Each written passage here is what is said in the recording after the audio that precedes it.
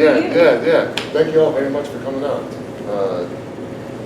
Yeah, these boys are on tour, so yeah, you know, it's really nice to be a part of this, because you don't really see poetry tours. So, yeah, and I'm playing music. So yeah, there's that. You should pardon me, because I haven't done this in a year and a half. So yeah, hey, here's the blues.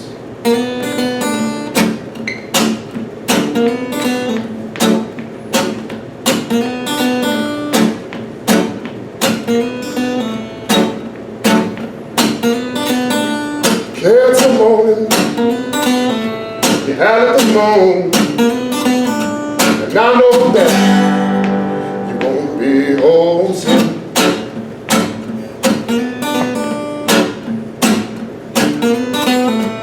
Walking by streets, I got lost when I found out you were just like me, yeah.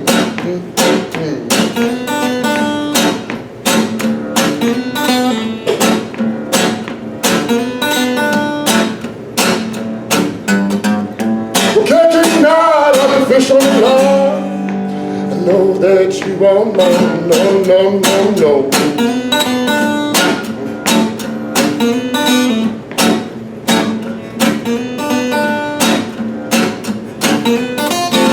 My dog's barking, I lost me sin, 'cause you left me shattered and spent.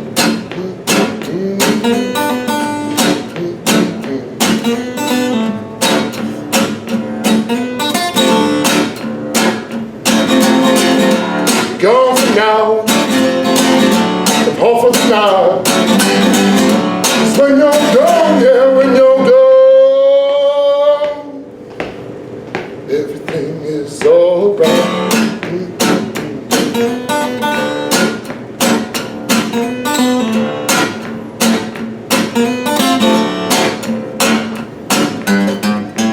Well, your lies on the beat of the bones.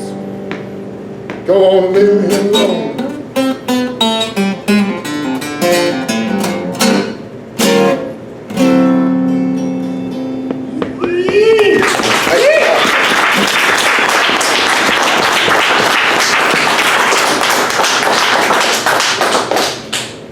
That was the first song I've ever written. Yeah. Blues is dead. Yeah, it's kind of, but you know, the dead walk. All right. Here we go.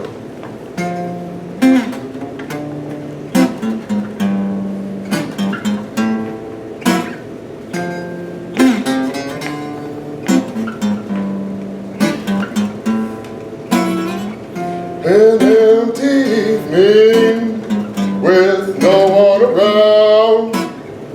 Your thought is a speckle, but it's enough to drown. And as I wrap around you like a found lost child, the sweat from your chills, oh, they dampen my mind.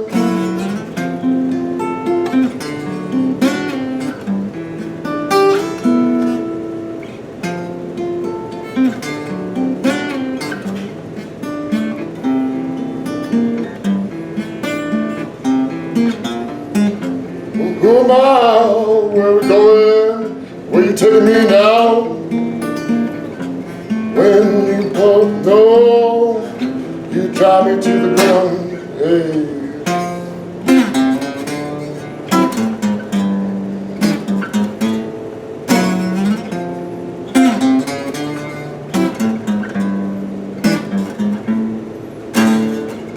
And now you're here beside me to settle my pride.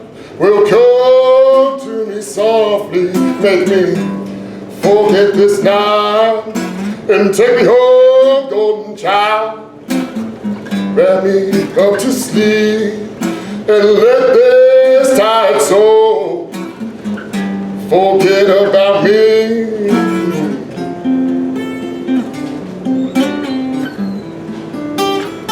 Welcome.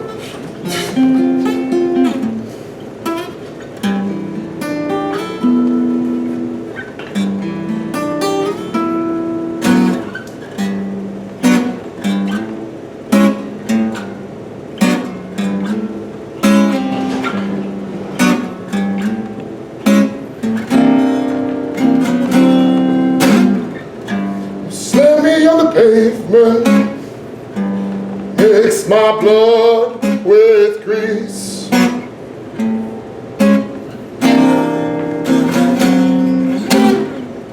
And send me to a morning that's stuck in repeat.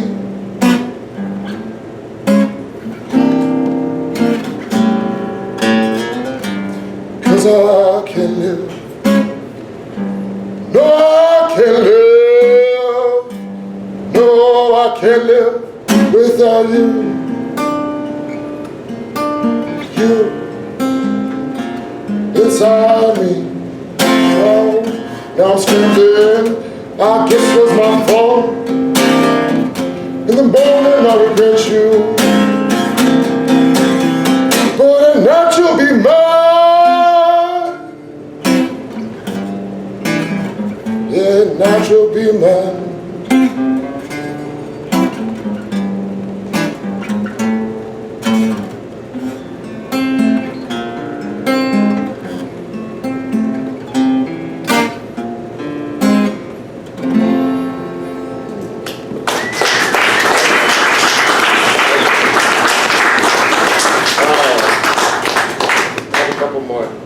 Yeah, afterwards we have some lovely poetry, so please, I'm sure that's what you're all here for. I know God. Shit.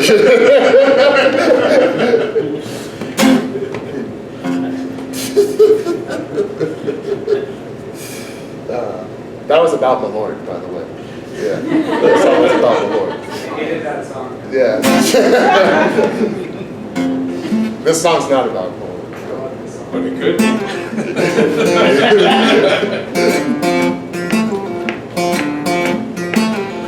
The words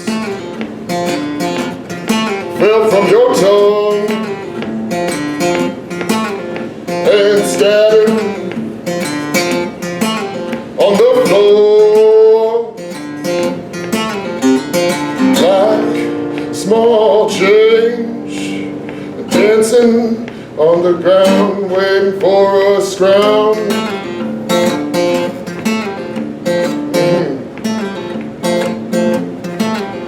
I sat weaving in and out of clouded thoughts, while your eyes fell in the tornado. We're sitting inside a tornado, we're both going down.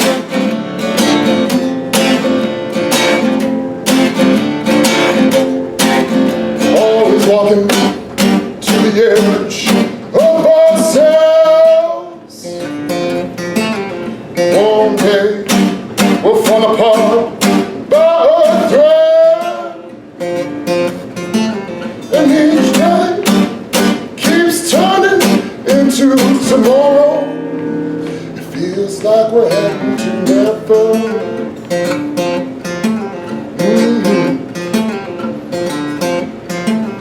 We've been to this place once or twice,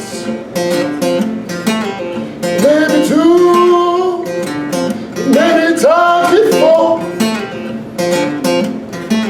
Back and forth with the same old words.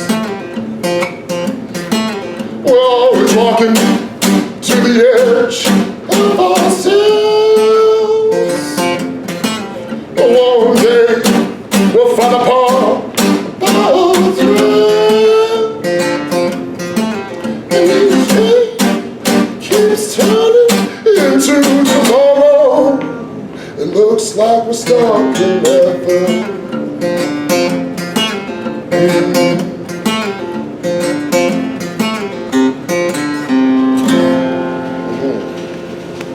Hey,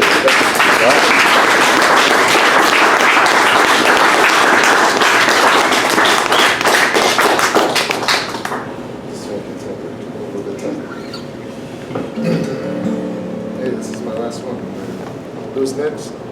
I think it's us next, me and Sullivan. Well, fuck yeah. It's Sullivan up next. Thank you.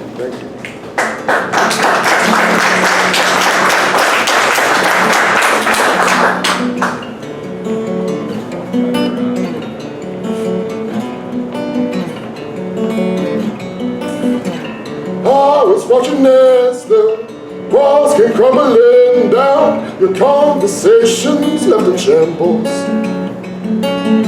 and I'm stuck staring at the road, covering all the little secrets swept under it.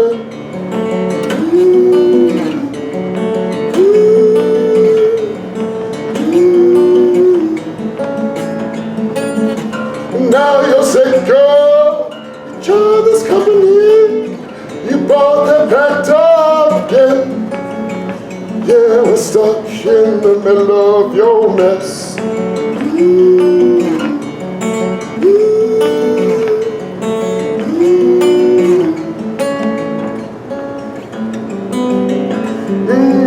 And when the morning comes up, you will come back to both with guilty tales, and you'll apologize, and you'll romanticize with the smallest stuff. Your words, your words.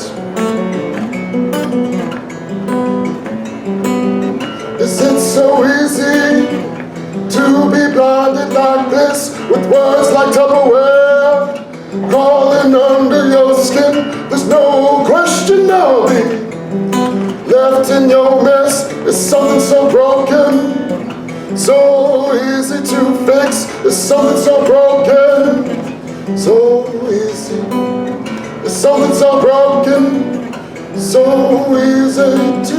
It's something so broken, so easy to. It's something so broken, so easy to fix.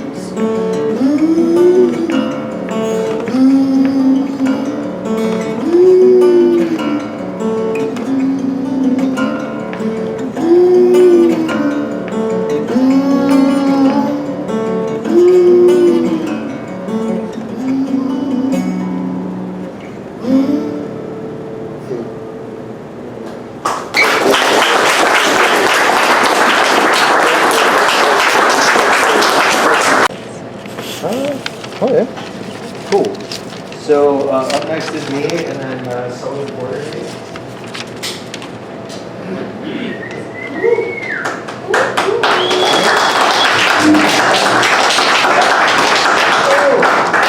Oh, you see, there's a theme going on. If you think, Eric, did you buy that hat? It's like, yes, last Halloween. It's been in my truck ever since.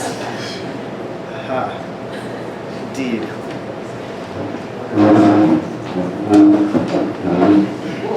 Whoa there, little doggy.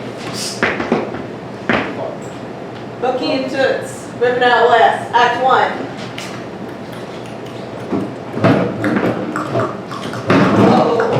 Whoa, little dog. Whoa there. I can't believe we're finally doing it, Toots.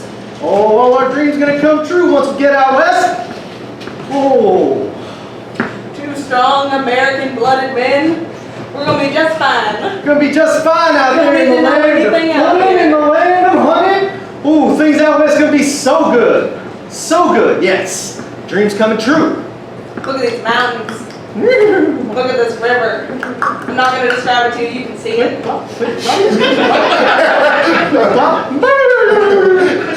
Whoa, whoa. Whoa. That's the sound of the wind. Wow, Oh, sure. no, your hat. Oh, no. Whoa, thank you there, Bucky. Man, where would I be without my good old friend Bucky? He's been here longer than I can even imagine. Out here chasing this American dream out west. Out west is where we're going. You can see it. Clouds, the mountains, the majesty. I know we gotta be like halfway there. We're almost there. So close to the land of milk and honey and things. So many things. We're gonna get us some lands. We're gonna get ourselves some riches. It's gonna be fantastic. gonna be so easy. And nothing gonna be coming between our friendship. Come between our friendship? Nothing. We're thicker than thieves, you and me, Bucky. Ain't nothing gonna come between us because me and you like glue. Thicker than that pudding they have out west. Did you say pudding? Pudding. I love pudding. Pudding's so nice. Pretty soon we'll get to a place where we can have pudding instead of whatever that god-awful cooking is you got there. What'd you say about my pudding? What's up? Man, these mountains sure is nice. They sure is nice. Sure is nice. Sure is nice. Woo! Yeehaw! Yeah! Yeehaw! Woo! Yeehaw! Woo! Yeehaw! We're not west, Bucky! Woo! Woo! Whoa! Things are sure gonna be nice soon. And I just want you to know, Tiz, I love you. No homo. No homo, I love you so much, man. I love you. I love you like a brother. Like a brother. What brother is you? And yes, I know your body, but it's not homo. How can we not notice each other's bodies? Good working hands like us? Look how gruff we are. Strong back. Woo, strong back. Respectfully. Strong back. All those thighs we're lifting with not our efforts. We're lifting safely. As OSHA will one day Exactly decree. what I thought. With our thighs, indeed. Look at these powerful thighs holding on to this beautiful here animal. Woo, I love my pinto. It's a horse. It's a top horse. Woo. Look at this. Mountain majesties indeed. Man, we're gonna make it. We're gonna make it, Bucky. We're gonna make it so We're good. gonna make it. To be continued.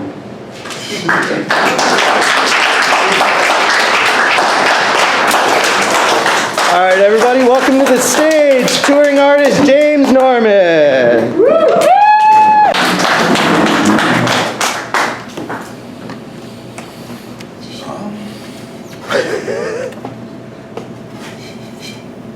We're gonna make it.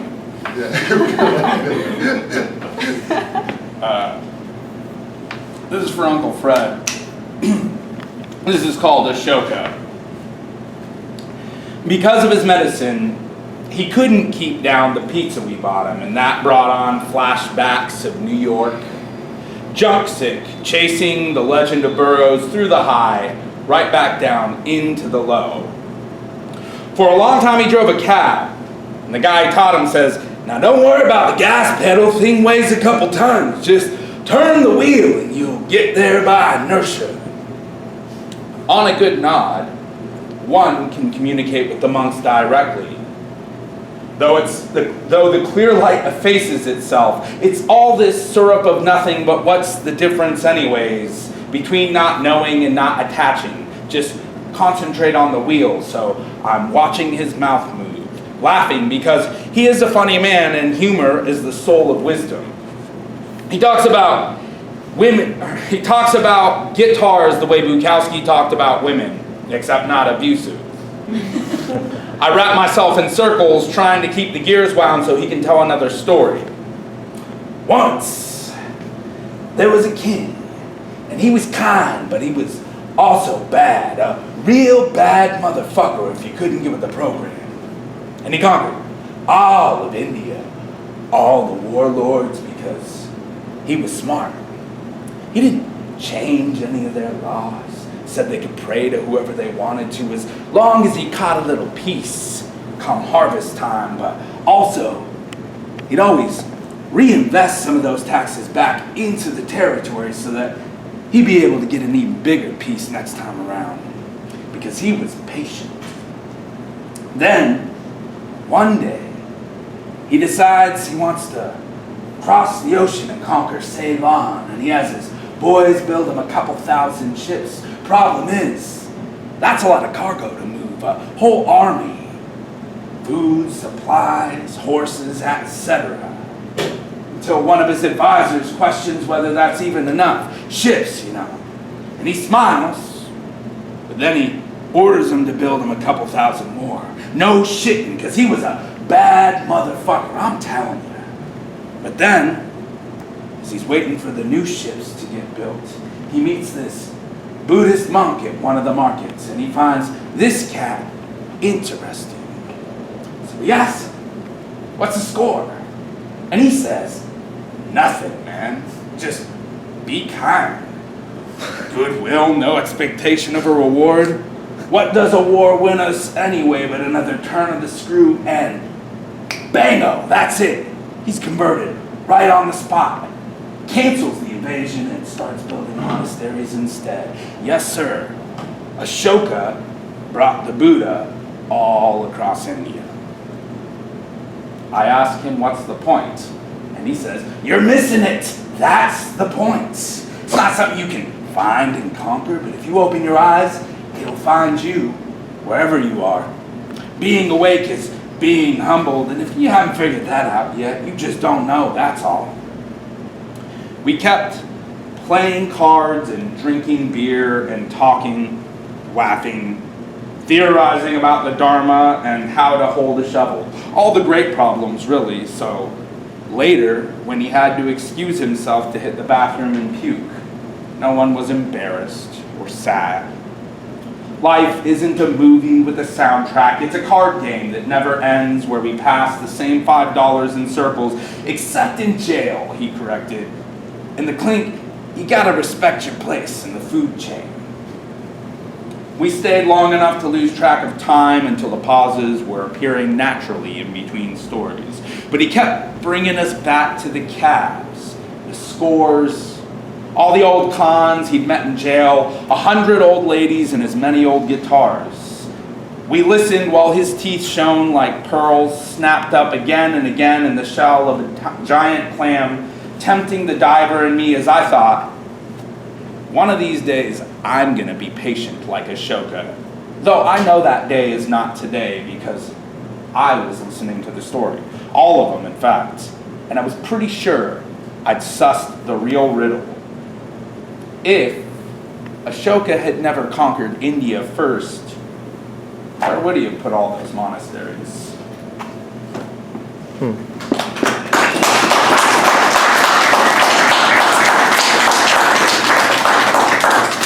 This next one's called Transmutation of the Forsaken. I read it on a freight train one time. Some old movie, read it on a freight train. Yep. It's called Transmutation of the Forsaken. The centerpiece of my living room is a piano I cannot play. Through the back window, one can count the streetlights in the parking lot of the fast food restaurant behind our house.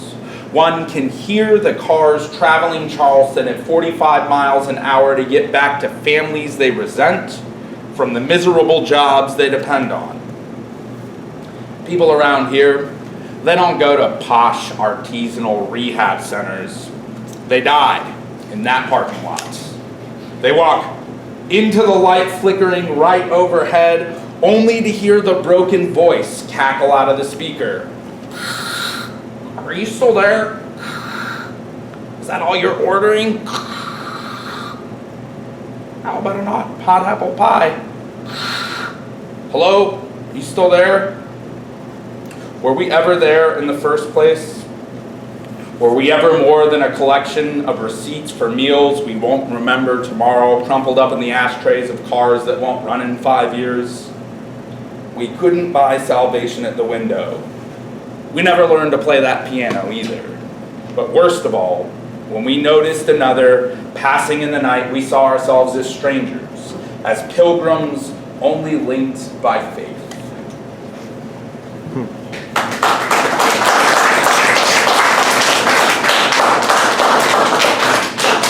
Here's one more for Uncle Fred. It's a short one.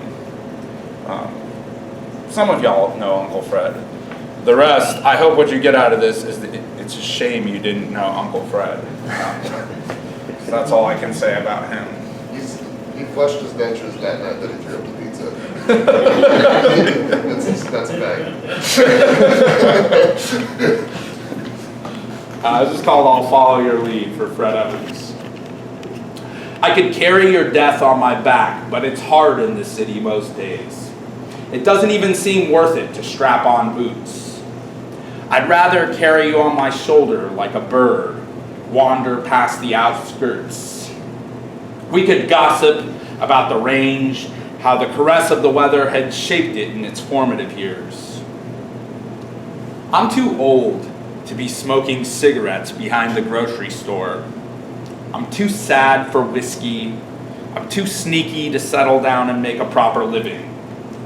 Won't you fly ahead and tell the stars I'm coming. The unexposed pianola edge of the horizon cranks into automatic chatter. I'm afraid no one can hear me stomping away now. This trail is the only trail left. It won't get us anywhere but home. Spread your wild wings, old man. It's time to point that rusted bucket you call a cab at infinity. There's 1,000 red-headed angels waiting to kick you out of the bar for ogling their calves, and you can throw up as soon as we get there. After that, who knows? I'll follow your lead.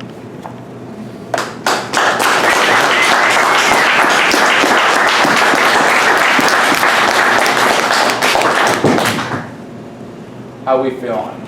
I have one more closer to the first one, long one. Yeah. I have one more short one if you want to hear one more, or I could just go to the long one. I'm really pretty ambivalent. We still got stuff going. Just jump We can in. do both, yeah. Yeah.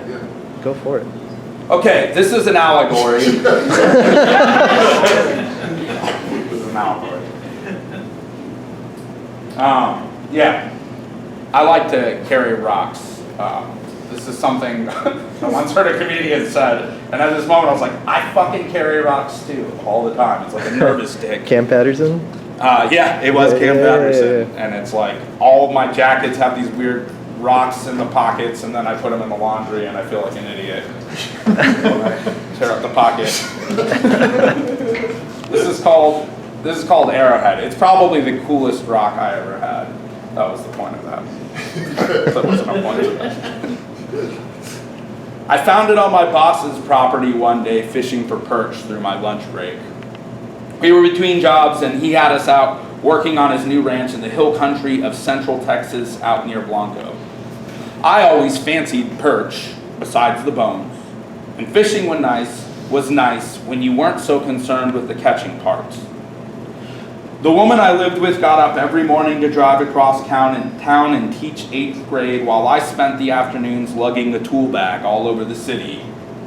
I was living relatively safely across the space separating one pay period from the next, listening to records while writing a novel that was bound to assault anyone that was dumb enough to read it. Still, we were both full to the brim with despair and couldn't figure it out. Hadn't our parents taught us that duty was enough to swing it, love and hard work and the humility of settling?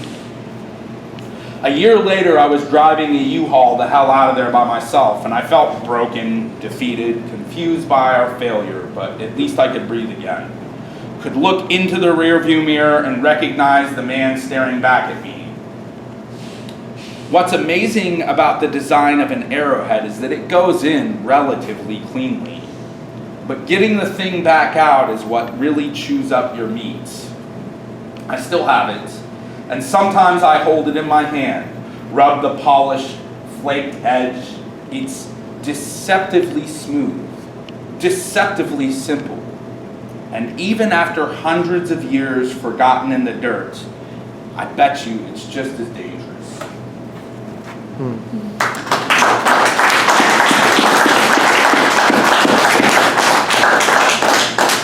So, Daryl and I did this, and then 4 months later decided to do it again. I don't know what malfunction we have, but I both hate it when we're booking it and then love it as soon as we get here, usually because of the kind, gracious people who finally make things happen. And we have bookmarks. These are 100% free. This is called the Cowboys, Yetis, and Other Roadside Oddities Tour. And if you like Bigfoots with big gulps and aliens who are interested in cowboys, this is probably a great bookmark to have in your life. And if not, you can fold it in half. It's getting cold outside, and you can like put it behind your hinge, and it'll help shim your door out so that it like fits correctly. So you can have one. And we have merch if you're interested. And yeah, thank y'all for coming out. This happened on our last tour, and it's lines at the end of a chapbook I brought on this tour, and I'm going to get a little bit closer. Whoa. Because I'm going to get a little quiet at times. And y'all are welcome to, because I'm going to get quiet at times. This is called The Very Last Stop on the Great American Poetry Tour. Hey, it happened a few days early. Maybe the 11th different place we'd stopped and read to modest rooms. We were driving out of the city the next morning, another normal-ass American city. It doesn't matter where the story happens, except that we were driving away from one place and towards another, when a man collapsed on the sidewalk. Another man close by saw it, tried to help, did some sitcom compressions with bent arms out of rhythm, and we pulled over, realizing he was going to need some help. This other woman did as well, and from closer, actually beat me there, so she did the compressions while I took the supporting role. The collapsed man lay very still, playing dead, and it was convincing. Someone else called the ambulance. The sun ran circles around us all, adding to the ambience of adrenaline and pain silence, until the man started making this noise that seemed to parody the sound of breathing. Violent, wheezing, croaking noise like the four pale frogs of the apocalypse, laughing at us and our uncertain efforts to resuscitate him, or at least to keep him alive until someone else came to do it for us. Time moved slowly while we worked fast, and this seemed to peel the layers of reality apart with a shearing torque. The phone kept getting passed around, and once she stopped doing compressions, I stood back up to block the summer blaze, waved my hat like a white flag, surrendering to the sun, trying to force a breeze on him. Kind of like this. I thought, it's hot as shit today. He must be uncomfortable. But looked down at his glazed eyes like smoked marbles and realized, nah, he's not even in there right now. He's probably already brain dead. Which made whatever else we did a formality, albeit one the living must perform as a wake, as a ritual, as a repentance for the original sin of ever having lived at all. The woman was tired but composed while the ambulances pulled up. As soon as they took over, the second guy, the first guy who'd stopped, grabbed me into an embrace. I think we saved his life. I didn't, but kept it to myself, as I felt either tears or sweat leak out of him into me, my parched skin thirsty from effort, staining my t-shirt with the stigmata of the moment. Messy, filthy even, as I noticed blood on the sidewalk, thick and coagulous from where his head hit, snot on his face, spittle, and the bulging eyes fogged over, a cloud of steam so thick I couldn't see if the spark of life had left him yet. We probably saved his life. Sure. A prayer between two strangers. It could be any one of us. Would have been more honest. I hope they stop for me. Would be the whole truth. Even if it doesn't help, I just hope they stop. I don't want to die alone. That's what the prayer means. The standard English translation of every dialect of empathy known to man. B. The suicide ideation used to terrify me. The way it sneaks up around the corner, driving errands, but now it feels like postcards I'd send to a lover I've been separated from by a war, perhaps. And that lover is death, which makes the war life. And it's no longer a scary movie, but a penny romance. You just know you'll be reunited by the end, hot and heavy, and the war will be over. And peacetime will be prosperous in eternity to rebuild all we just destroyed. Oh, my desperate, jilted lover. Once you've seen it that way, you can take it all for granted. The absence is a sweet longing that lingers easily without being satisfied. An oblivion certain as the judgment of God. It teaches that a life without meaning is something sweet that you can bite into. A strawberry in one gulp, an apricot crushed and dribbling, a kiss goodbye with firm lips, a kiss hello with spit in tongue. Or like the way the man's eyes glazed over as if the blazing sun was only a gallstone lodged into an infinitude of light hiding other, more distant stars. What was he thinking? Who was he thinking it about?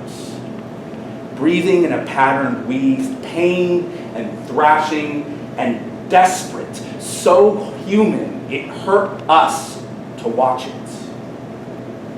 Who was he rushing back to say goodbye to? Could he not recognize his own lover returning to rescue him? Can any of us, without diving right into her arms?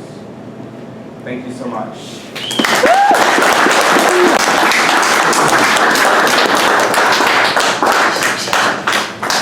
Alright, we're about to kick this here thing off again.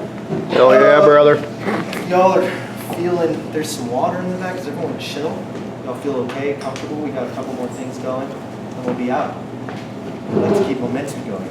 So, you know, bathroom's over there, water's over there. If there is no water, that's my job to let me know. Alright. We're gonna put the strap. It really means business here.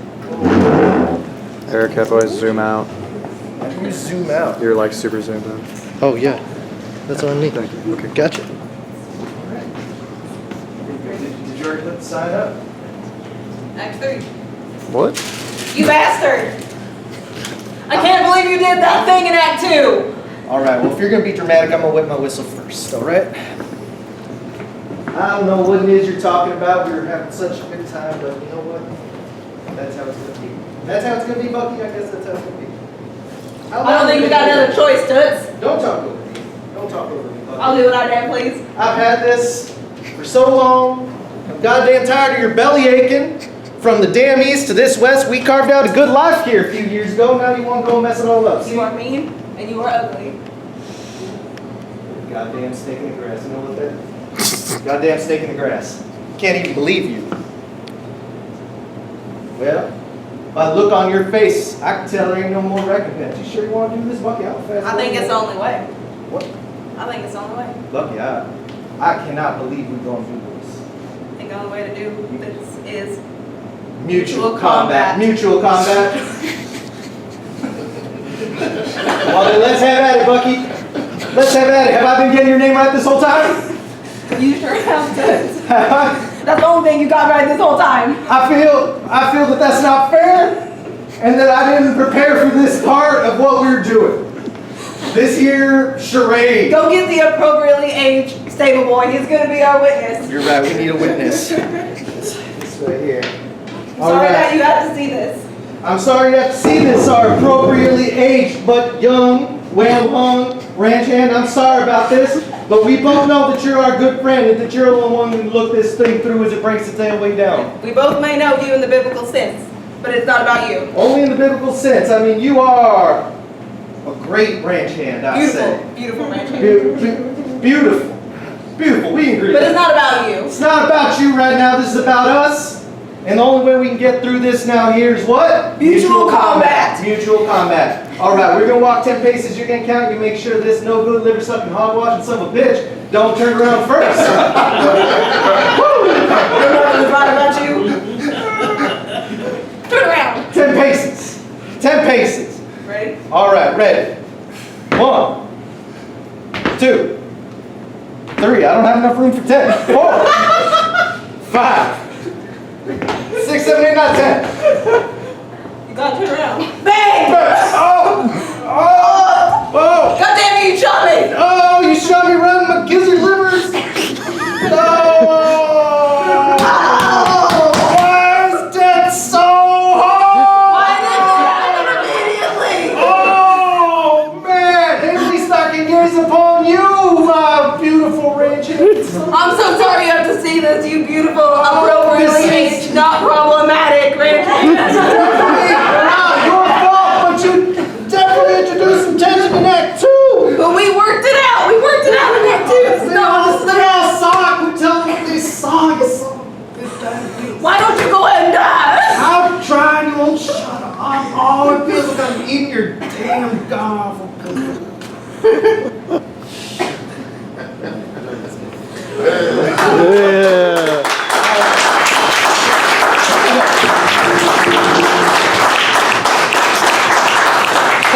Up next, we have Daryl Gussin, everybody.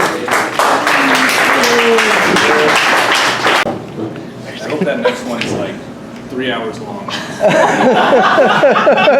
ready for it. Yeah, so as Norm mentioned, we're on tour, and a series of poems I'll be reading. It's great to be here. Everything has been marvelous. This first one is called The $22 Cheesecake. For me, the 4th of July is just the day I bought Maria a $22 cheesecake. I'm not a proud citizen. I'm pissed as fuck that I was born into allegiance to this illegal colony. I can't believe how much of my wages are siphoned off every day to fund atrocities around the globe. I hate patriotism. I hate borders. I hate how much I hate this country, but I love Maria. I'm not sure where Maria lays her head down at night, but she spends her days on the streets, specifically my street, walking up and down a busy boulevard, picking up trash and talking to people.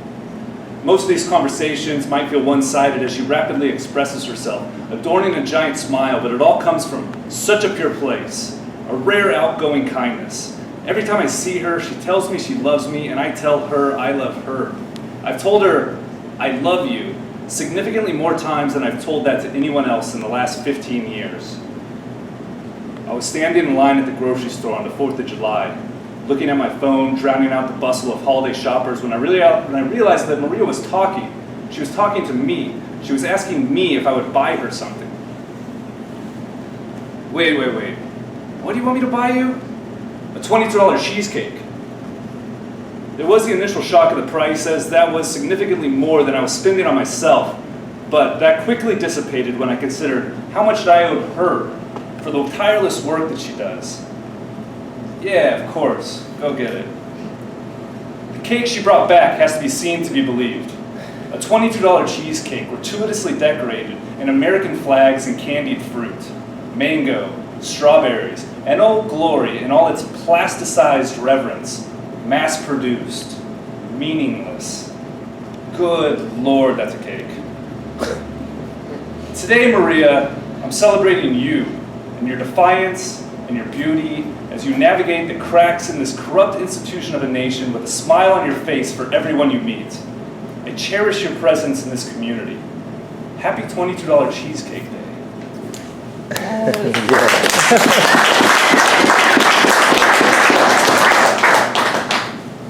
I used to be able to run from that which was crushing my soul. The one-sided longings, the emotional manipulation of crappy roommates, local weirdos who wanted to kick my ass. As soon as I crossed those city limits and entered the rest of the universe, a wave of relief would pick me up and put me on its shoulders, ready to chicken fight whatever was next with a clear, unhindered mind. Now at 40, the high blood pressure, the unhealed wounds, the hemorrhoids, they all come with me. You can't outrace that which can outrace. You can't outrun that which can outrace time. If you wish to challenge your fate, the slower you move, the better. Inattention reaps no results. For whatever reason, right now, I'm running, and I can't stop. And I don't even want to stop. You could be what I'm running from, or what I'm running to. I have enough to run from. I want to run to you.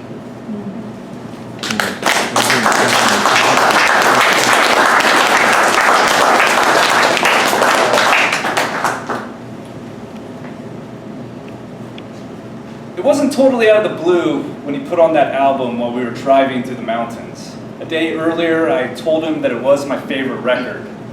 But if he had prefaced his selection with a question as to whether or not I wanted to listen to it, I would have said no, because it's typically an album that I prefer to listen to alone. And as the music came to an end, the words that entered my head were, wow, I can't believe I got through this entire record without crying. But they did not fall from my mouth because I knew if I were to say them out loud, I would break down in tears. And so I said something of such little consequence, I have no memory of it. But when I looked over, I saw the dry trail coming from the corner of his eyes, a battered stare and a rain-painted windshield. I knew that we had felt the same ghosts, and the music had brought us to the same place, where we had visited with those memories.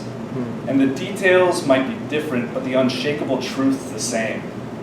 These hollowed moments that live under the endless obstruction of minutia, an excavation in detail, as the road drove us through the mountains to our common destination.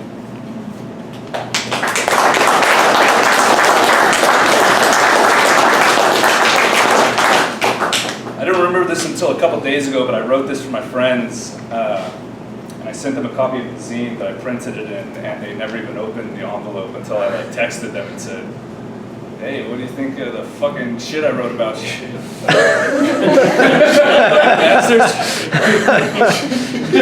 So, there's not a, just text your friends if you want them to see something. This is called For Johnny and Nehemias. This is the wedding present I never got you. If you have gay men in your life boosting you, you have everything. Somewhere behind every outgoing, accomplished person is a loud, horny, gay cheerleader. Someone I met recently transposed the confidence that I was giving off to a 23-year-old me, and I had to correct them. I was not then who I am now. The only difference I could really ascertain is the amount of loud, horny, gay cheerleaders that I now have in my life, and their tireless boosting. Beautiful, hairy men, unafraid to express themselves, inspiring me to express myself. When I was a teenager, I went to a lecture presented by the Gay Straight Alliance. A speaker said something to the effect of, if no one in your life is out, it doesn't mean you don't know gay people, it means they don't feel comfortable coming out to you. Well, this fucked me up. I had grown up with queer relatives. I had watched my uncle and his boyfriends come to a mysterious virus before the age of 10.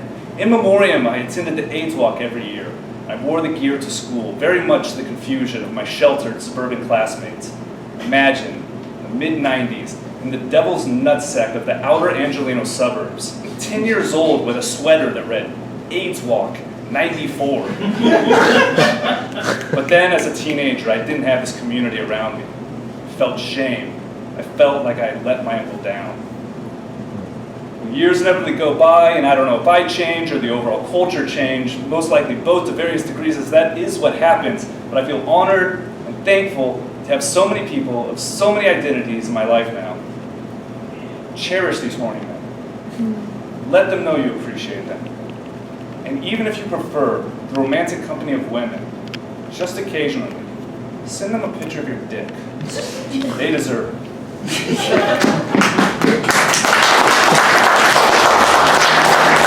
to everybody for the last one. Really appreciate it. Excellent. It's called Numb. And finally, this is for those who feel as they have gone numb. Those who cared so hard and for so long, while so many made it so clear that they just didn't care. Those who spoke up and spoke out until their body could no longer produce a sound and then had to sit in disbelief as they watched in pain while everything was just totally normal, disturbingly normal, numbingly normal. Multiple people engulfed themselves in flames, hoping the charred flesh would elicit a rousing chorus of sympathy, only to be met with silence and inaction. Great thinkers constructed convincing arguments to sway the tides of power, only to be met with silence and inaction. The fathers followed the party line while another infant was flung into the flames, and the mother silently wept in a dark room in the back of the house, so no one could hear, but you heard the look in her puffy red eyes as you passed each other the next day. The mothers know the numbness, the silence, and the inaction all too well. Your numbness is not apathy. It is not acceptance. It is not giving up. You're numb because you haven't looked away, because you haven't checked out. Your calls for a ceasefire have moved from your lips to your pumping fist to the beat of your heart, a function that exists beyond conscious decision-making, evolving from something you do to something that is undeniably a part of you. Your numbness is resilience. It means you're ready for the long road ahead. You're immovable. You're steadfast. You're numb, but present. Thank you.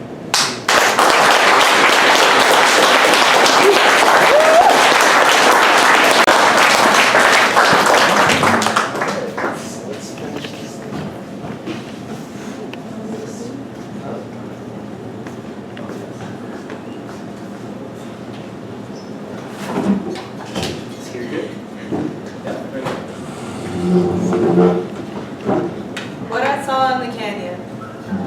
Your sunset casts a blue hue on me, baby. My red rock organs erode, exposing the twisted roots. I wish I could let the days that stay that way, but I just keep wrapping around them, splintering my own flesh so that they can't smooth out. Meanwhile, I just keep on living. Look up. Forced back into a curtsy, hanging off the side of a cliff with palms stretched open, wider than the sky. There's something reaching out desperately of every fiber, of every molecule of their being, reaching for something cold and dead-eyed, something that never reaches back.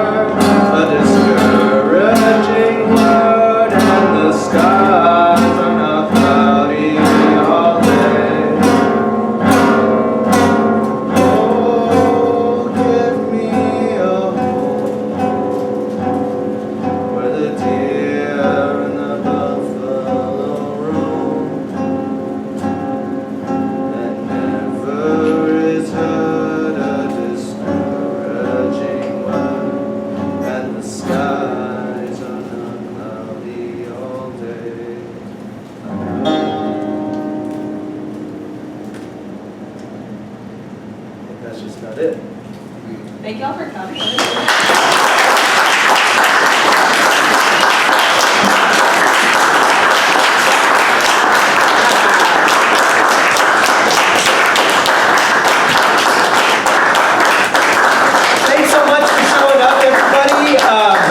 James and Daryl are touring, so if you want to support me or them or anyone, make sure to buy their books or just give them a good tip or, you know, something like that. But thanks so much for coming. I appreciate you all. I have an email newsletter. Let me know if you want to sign up for that. Yeah, this was a really great night. Yeah. And I think always in poetry, like the word community is always thrown around too loosely and too much. But it's nice to make connections with visiting artists and to have a good night and to have everyone kind of show up and just support us. So pretty soon that's all we got. So let's fucking hope for that. Thanks, y'all.